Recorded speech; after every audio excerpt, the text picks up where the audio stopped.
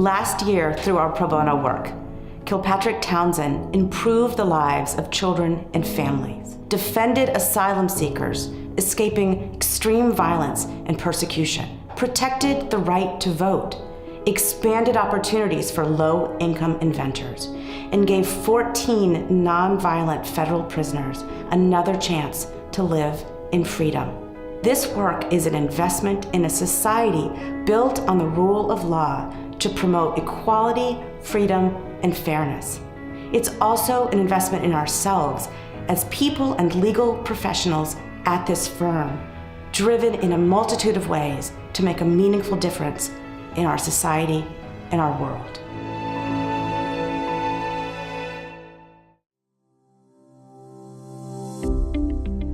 Susan is just really an extraordinary woman. She's so dedicated to the children that she represents. She's also dedicated to our organization and making sure that we sustain ourselves so that we can continue to represent children in the courtroom. I can't go anywhere without a district court judge telling me how much they appreciate the work that the guardian ad litems do. I personally find it rewarding because you're coming into a situation where there's a family in crisis. We are all extremely lucky to be at a firm that supports pro bono work. It's not just a check the box kind of requirement. I think every lawyer can find some sort of pro bono project that you can really put your heart into. For me, it's been the guardian ad litem work because I feel drawn to children and really want to help them in these difficult circumstances. But I think every lawyer should look for opportunities within the community or within the greater firm to do some sort of pro bono work that just, it satisfies your soul. You go home at the end of the day feeling like you did something good today.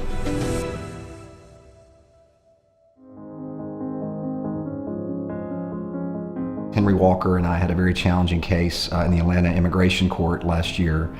There was a woman from El Salvador that had come over, was seeking asylum here in this country. She'd been in a horribly abusive relationship with kind of a notorious gang member in El Salvador and had fled that relationship to seek protection here. Many of the immigration courts are incredibly hostile to these types of cases. And to go into that situation and really have to try to put on a trial in front of a judge who was incredibly skeptical, and to have the chairman of the firm stand in the courtroom with me and introduce himself to the judge, I think it speaks volumes about the commitment that Kilpatrick makes. John Moy put his heart and soul into preparing this case. He made several long trips down to the detention center to see Ms. Hernandez. He also did an excellent job presenting the evidence in an over 3-hour hearing before the judge. Whether it was an LGBT couple who was looking to adopt a child and wanted to be recognized as the parents on the birth certificate, or in dispossessory court where tenants come in and are facing an immediate eviction from their homes. In all those situations, I think the common theme is they don't have representation, they don't have anyone to advocate for them. And I think part of the reason it's so compelling to do pro bono work is because you find yourself in a situation where they really need a champion and need someone to kind of advocate on their behalf.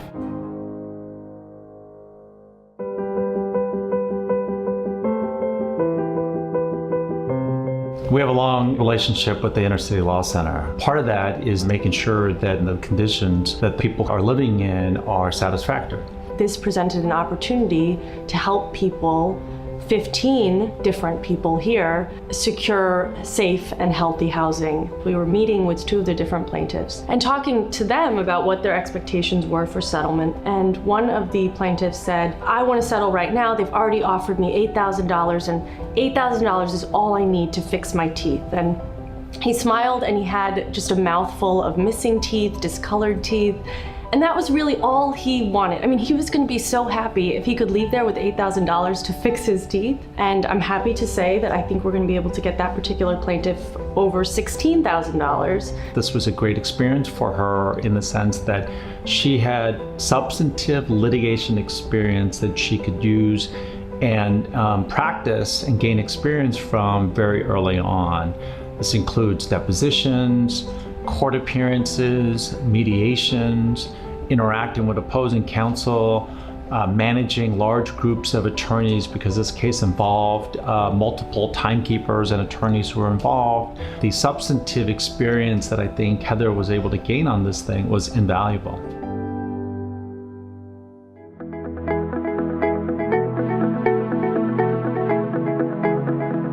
Election protection is an initiative of the Lawyers Committee for Civil Rights Under Law, which is an organization that is over 50 years old, that was actually established back in 1963 by President John F. Kennedy, where he sent out a clarion call to all the law firms of the country to get more involved in civil rights. Jonathan's task was to organize and to work collaboratively with all the leadership in order to make this a seamless operation on Election Day. Jonathan has certainly a talent in terms of attention to detail and was very helpful in us being able to ensure that all the logistical details, the administrative details were executed, and that everything went smoothly. Collaboration is one of the pillars for this firm. We really believe in it, both in our professional services to our clients, as well as in our work, for our pro bono work. Bringing everybody together and everybody committed to making sure that Kilpatrick Townsend as a whole is represented well in this endeavor was really important, and just is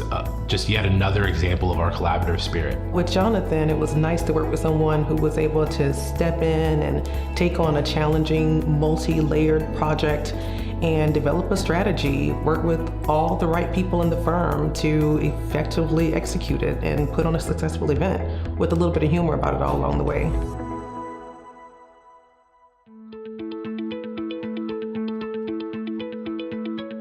The greatest impact that we have is being able to help underprivileged or garage type inventors bring their ideas and get them protected, but also bring them to market and kind of spur on that innovation and help them achieve things that they normally wouldn't be able to achieve. The inventions that come in through this program are anywhere from mechanical to chemical related, software, electrical, with 300 attorneys to choose from to help. It's very beneficial to always have someone that has the expertise to help in their particular field. With a firm that has such a mission towards pro bono, it starts with Tamara. She's very passionate about the pro bono program. You kind of get caught up in that when you're talking to her about it, because the passion sort of emanates, and so you can tell that it's not just a box that's being checked as we do pro bono work as a firm. It's something that's entrenched in the firm, and I think everyone that's involved in the USPTO pro bono program feels that when they work with different individuals.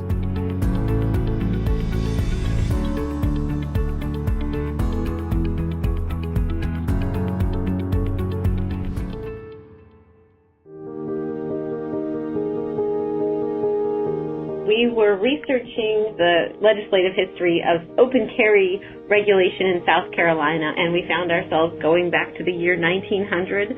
And Louise was very persistent in tracking that down. She was told no, that it didn't exist. She kept trying elsewhere and ultimately found the information we were looking for. And she did this at a time when the South Carolina state offices were preparing for and then recovering from Hurricane Matthew. I'm proud of the work that we do here at Kilpatrick Townsend, especially for not only for our clients, but for also our all pro bono work.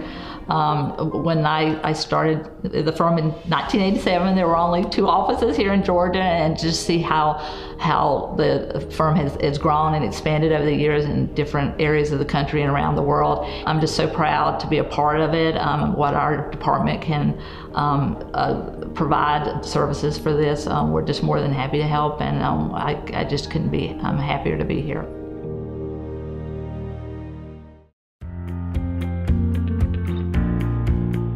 Working with Sean is a great experience. She's one of those incredible members of our firm who's very committed to the causes to which our firm is committed. If the attorneys with whom she works are going to work on pro bono matters, she insists that she's going to be right there with them. With the pro bono work, because the teams are so small, often it provides me opportunities to explore other areas. I feel very honored to be able to contribute. I appreciate the fact that the teams that I work with value my work. I work with just brilliant people, talented people, driven people, and I like knowing that I'm a part of the fight against the injustices that our clients are battling. I remember one evening she was here till 5 a.m. assisting one of the partners in our firm to get ready for trial. Again, if this is important to the firm, it's important to her as well.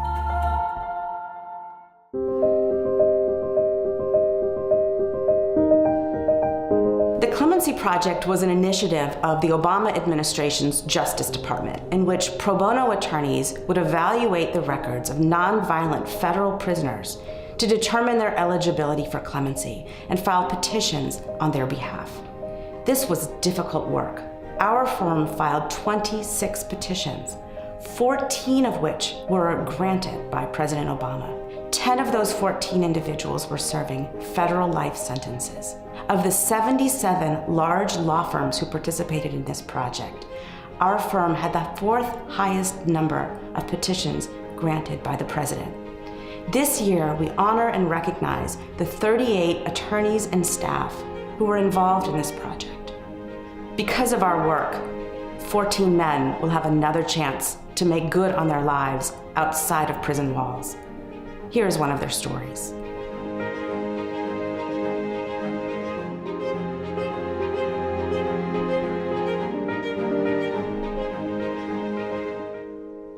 When they sentenced him back in 2003, the judge wrote a very transcript. The transcript shows the judge was very sympathetic to him. So I'd like to read this to you. So the judge said, "This is a tragedy for you to sentence life in prison. I mean, the first tragedy is you got involved in drugs at all. This is the first tragedy. The second one is somebody that got a lot of personality. It seems like a lot of great characteristics, and you have so much to offer to society and to people. And so I'm so sorry I have to impose a sentence. It's a sentence that's done by the law. It's my duty to do so, so I will do it." So I think this presents like a lot of sympathy from this transcript. The judge is really unwilling to do so, but because at the time the law says it's mandatory.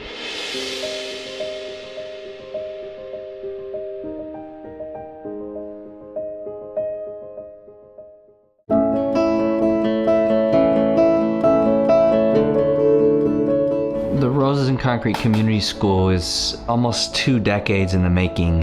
It really is the response to a community request that I received, having been an educator in East Oakland for 24 years, that something fundamentally different happens in the schools that serve the nation's most vulnerable youth and families. In 2012, the school asked our corporate group and then helped them incorporate and open its doors. We helped with the formation of the company and helped them breathe basically life into their organization. The Atlanta team helped Roses in Concrete negotiate a loan agreement to provide funding to build 9 portable classrooms. And so with those 9 classrooms, they were able to serve an additional 420 students. Our vision is to create not the opportunity for people to escape suffering, but the opportunity for people to understand how to end it. And that is the purpose of Roses, is not to out-migrate our best and our brightest, but to cultivate the agency to transform our community into what it should be.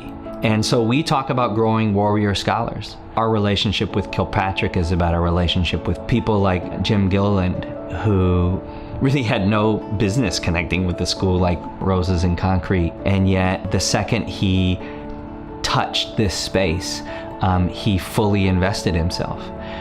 And then brought so many of the resources from Kilpatrick to bear on a community that just doesn't get access to those kind of resources with any sort of consistency, if ever. We're a very tight-knit team, and so it was very nice to be able to work with my team on such a noble purpose, and know that our expertise and experience would help the lives and impact the lives of children for years to come. There have been a lot of groups in the firm that have really touched this project, and I think the fact too that our beloved Jim Gilliland was the initial contact makes us feel good. The way in which Kilpatrick impacted us, I think most profoundly, is with presence, and specifically Jim's presence. We often say here that presence is profound.